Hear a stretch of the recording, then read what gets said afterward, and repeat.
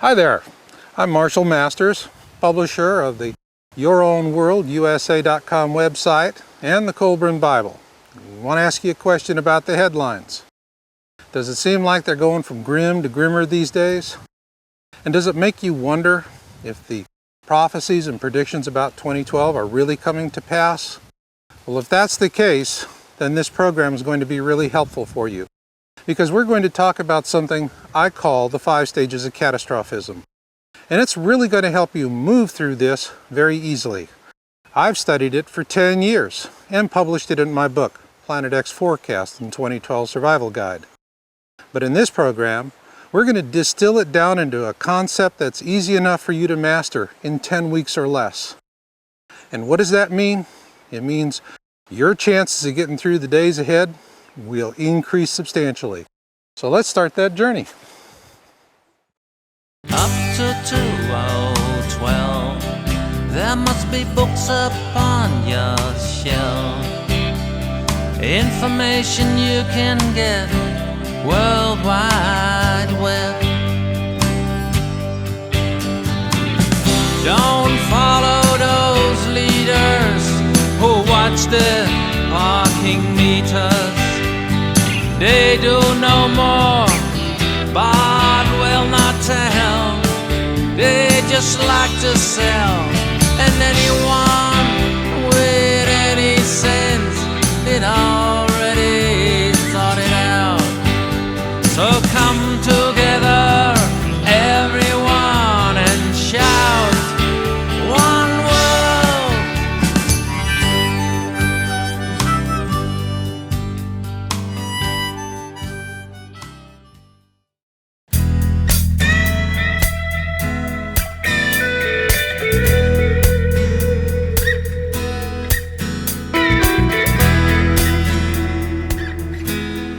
If you're wondering, how do you know when you've entered the first stage of catastrophism? That's simple. It begins with a question. What is this? We all ask that question. I did. You did. That's why you're here. And so, the first stage of catastrophism then is going to end with you making a choice. Which fork in the road are you going to take? Are you going to go that way, which is the easy path that most people take away from the topic, away from the question? Or are you going to take the more difficult path, that way, that leads to awareness, which then leads to knowledge, planning, and preparation? That's the issue you have to decide first. Now, here's a couple of thoughts. For those of you who answer your question, what is this, by saying, I don't have time enough for this crap, well then, yes, you're taking the path well traveled. And you're saying something clever like, I'll cross that bridge when I come to it. But here's the brutal reality of that.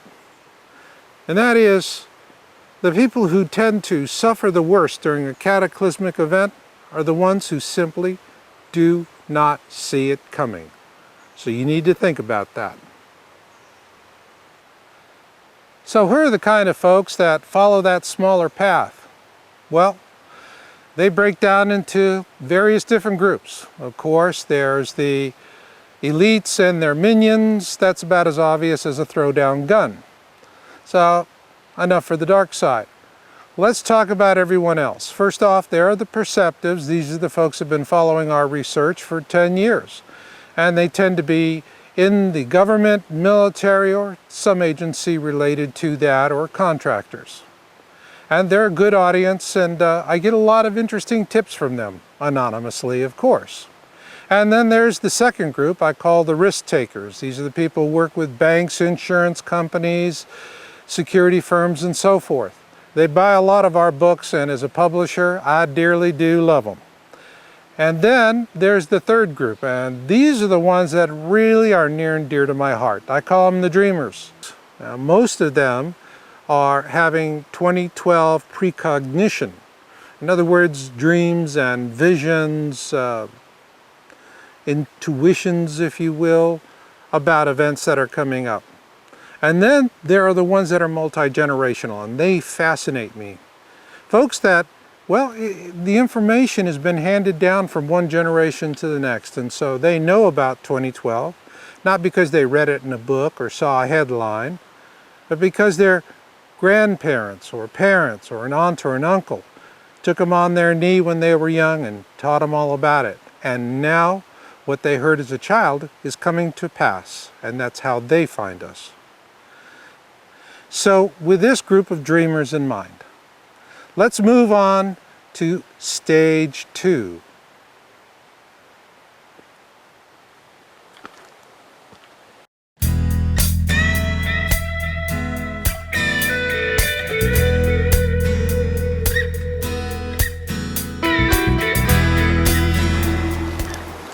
Well, here we are at stage 2, the 5 stages of catastrophism.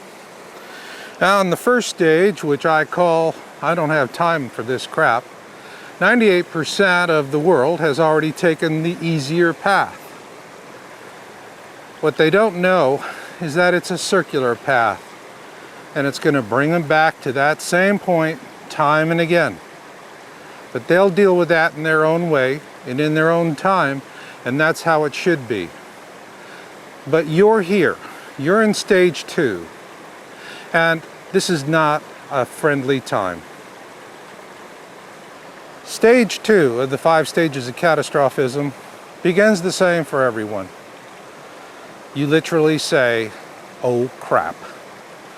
And then the next question that comes right out of your mind is, "Am I nuts?"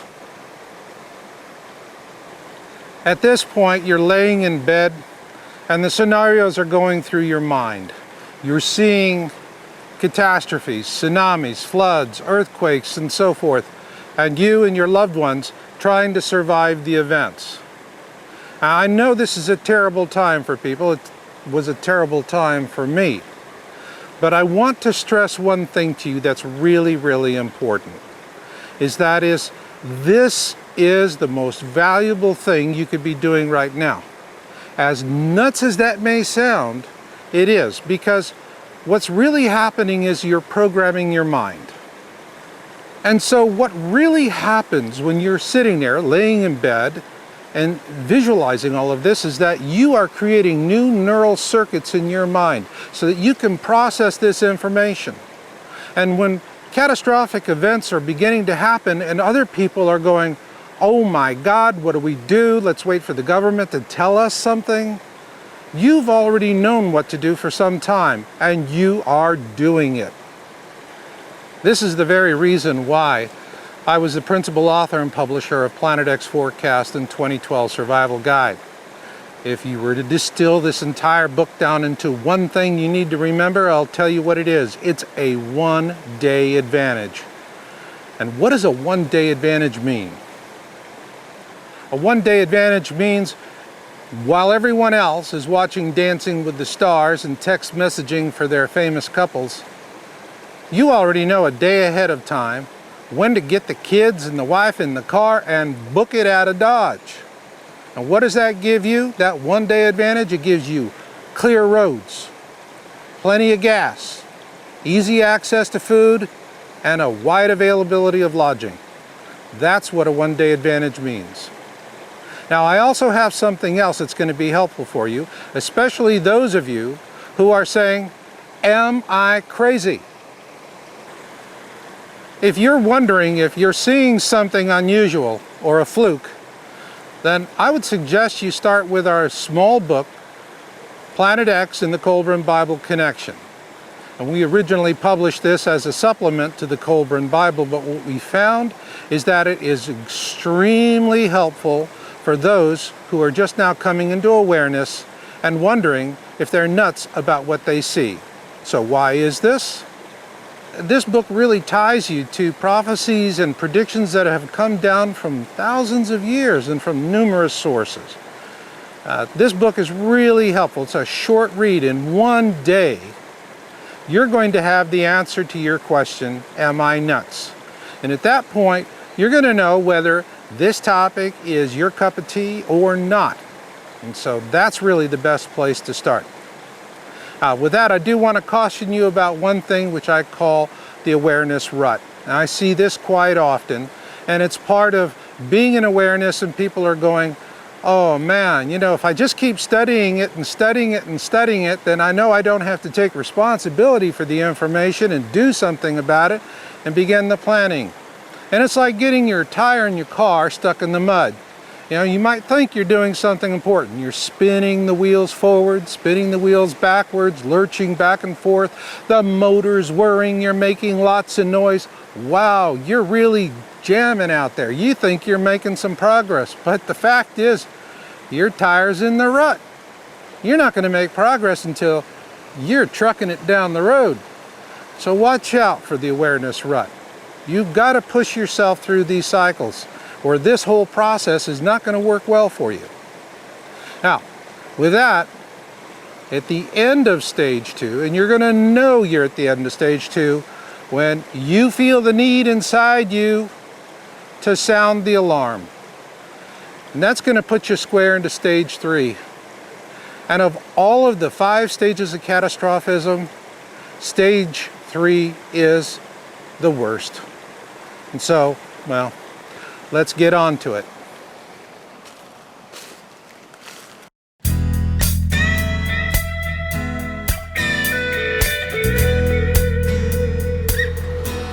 Well, here we are, stage 3. It's the worst of it. It's the one where I see the worst amount of personal damage happening. Because stage 3 always begins with sounding the alarm. And it's an act of love. It's something you do naturally.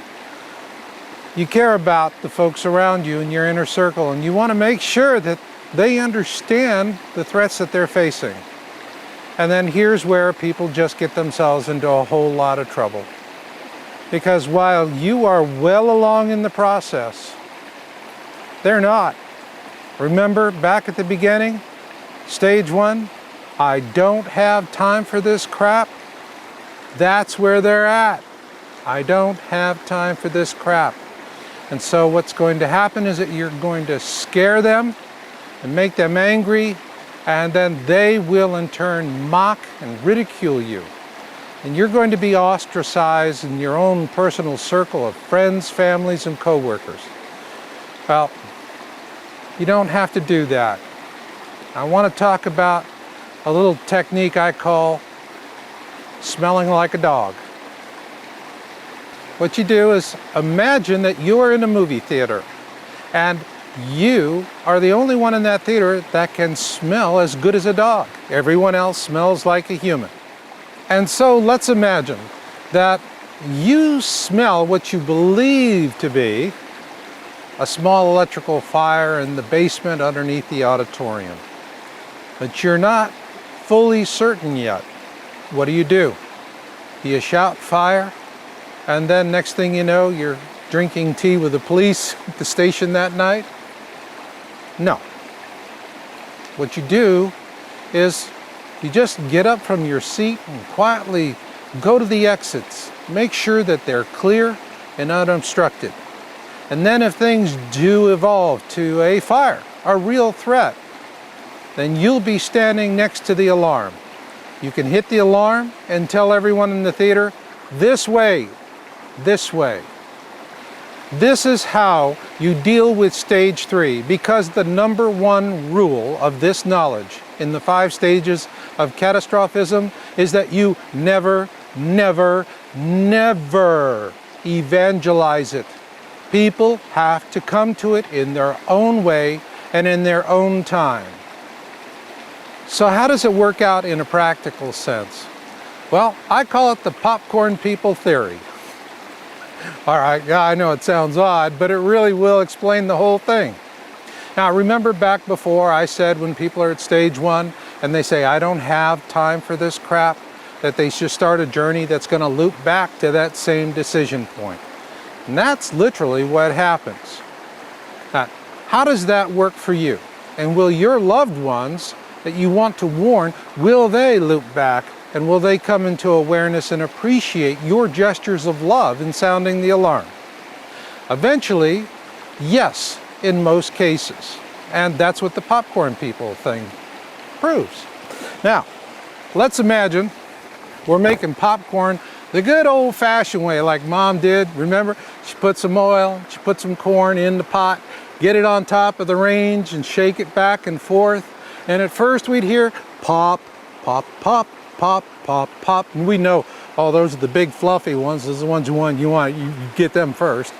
But it goes pop, pop, pop a little faster, and then pop, pop, pop a little faster. And the next thing you know, man, it sounds like World War I. Pop, pop, pop, pop, pop, pop, pop, pop, pop, pop.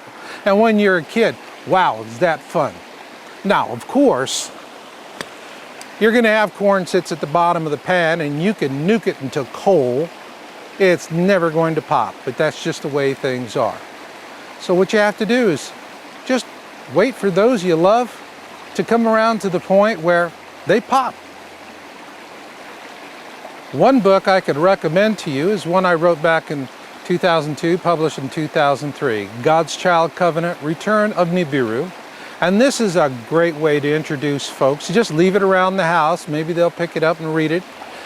And while that's all going on, you continue to plan in the background. You can do little things that make a whole lot of difference. Building your own skill sets, setting aside basic supplies. You know, if you're buying a month's worth of pinto beans and peanut butter to put in the garage, you know, that's a common sense thing, 30-day supply of food. But in a bad situation, whoa, that could be the difference. So with that, we're going to move on to stage 4. And personally speaking, stage 4 for me was the best of the 4 stages to that point.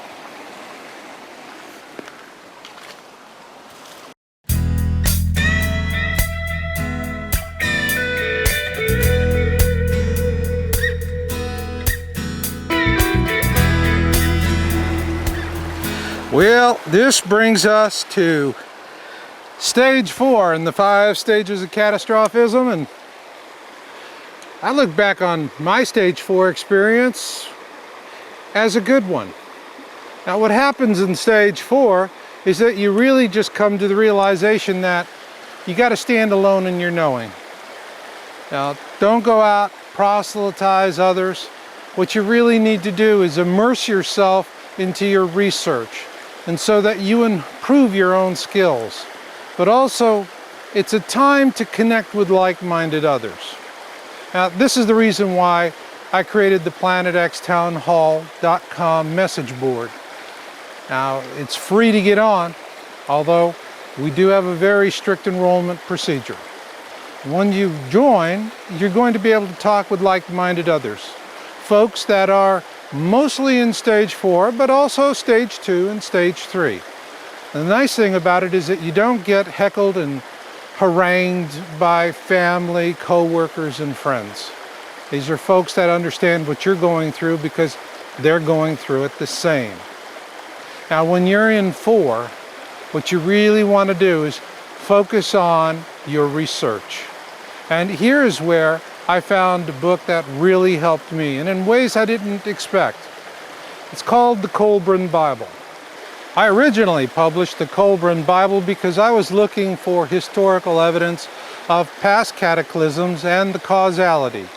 And the Colburn Bible gives you that information. It explains that something the Egyptians called the destroyer was responsible for the deluge, Noah's flood, sinking of Atlantis, and the 10 plagues of Exodus.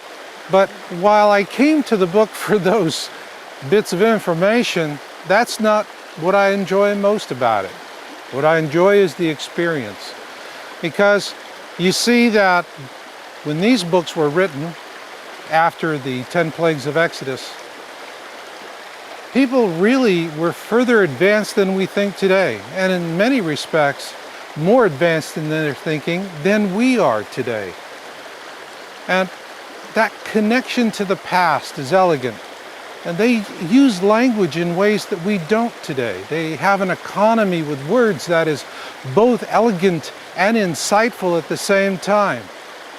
And so as you read it, you feel a sense of continuity with our ancestors that will give you hope for the future. An excellent companion to the Colburn Bible is Planet X in the Colburn Bible Connection by Greg Jenner.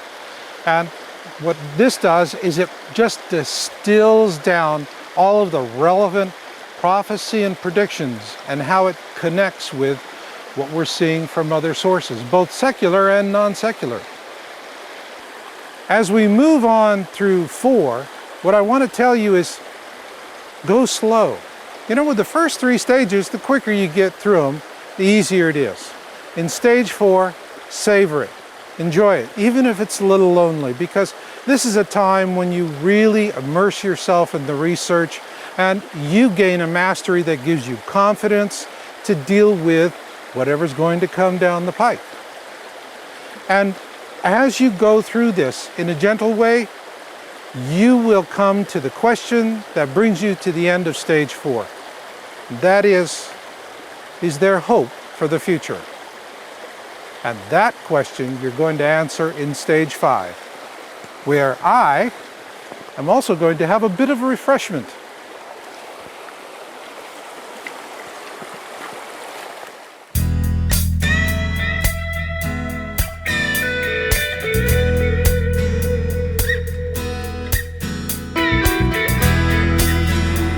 When you arrive at stage 5, you realize that the universe is unfolding as it should. Not that it makes the process any more pleasant, but at least in stage 5, things do not shock you as they used to before. That does not mean you are not saddened. You're saddened. And you're saddened in ways that you might not even expect right now. But the most important thing is that these events, when they occur, do not immobilize you or paralyze you with fear. You're beyond that. And when you do that, you can quickly assess the situation, formulate a plan, and take action on that plan. And what survival experts will tell you is that this is the most important asset you can have in your survival toolkit. Not the gizmos and the gadgets, but the ability to assess your situation, formulate a plan, and take action, even if it's not the best plan. That is what stage 5 gives you. Now, sure, you're not going to be shocked as easily, but you will be saddened, and you will be saddened in new ways. So then, how do you know when you've arrived at the doorstep, shall we say, of stage 5? You know you've entered stage 5 when you begin searching for hope and a life beyond fear. You come to the realization that yes, those 4 stages are centered on the crap we cause ourselves through our own fear. Our fear of death, our fear of rejection, the fear of mockery, and so forth. You realize that fear truly is the knife's edge of death. Follow your fears, and you'll inevitably stumble upon a blade. Once you've gotten past the crap, all the personal aspects, the materialism, everything that induces fear, you now have to, well, you got to fill your cup back up again, because once the fear is gone, you've got an empty cup. Lucky for me, I've got some nice hot tea the wife made for me, and it's a little refreshing out here in the stream. So what am I going to fill it back up with? Well, mortality. Not my own, but that of our species. When you understand the need to live in service to others so that our species can endure, then you're in it for the species. And that will change your view of the world. It will empower you in new ways. Ways in which you not only can spare your own life, but spare the life of others as well. When you're in it for the species, you have something that, no matter how difficult the journey is, your cup's full. That is tasty tea.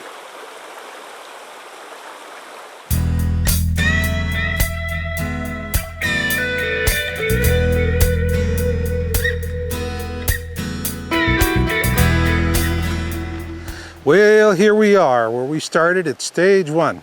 Remember? Stage 1? I don't have time for this crap. Well, we know. Folks are going to cycle through this. And you know what you got to do? You got to be there when they do decide that they're going to move on to stage 2. They're going to need your help. And just as important, you're going to need them, because we can't do this alone. You need to go through it with others. That's the loving way.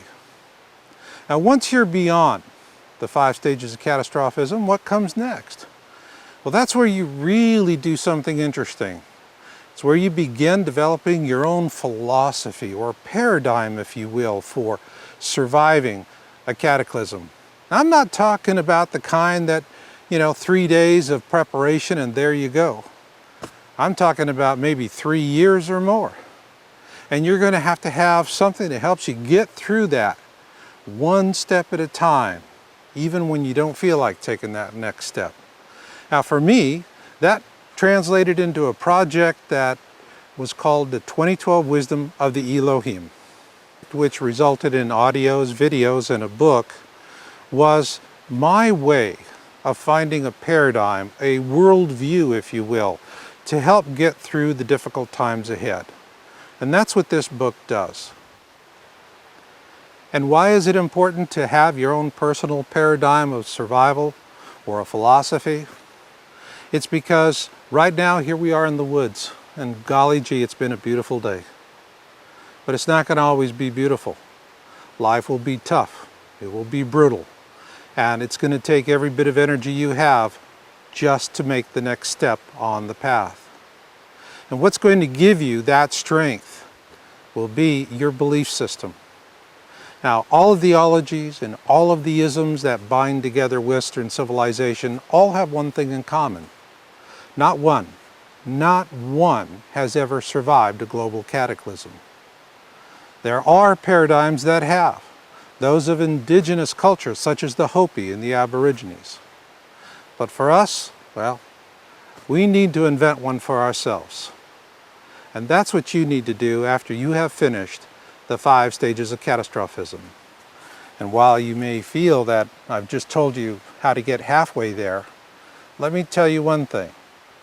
That strategy, that philosophy that you develop for yourself will be the most joyous part of your journey, because you will understand the everlasting strength it is going to give you to endure the years ahead. And as I always say on my radio shows, destiny comes to those who listen and fate finds the rest. So learn what you can learn, do what you can do, and never give up hope. And this is Marshall, and I'll catch you on the backside. Up to 2012, it's time to search for yourself, to find out who you are. You are a star. The mystery yet untold is about to unfold. You got to search the truth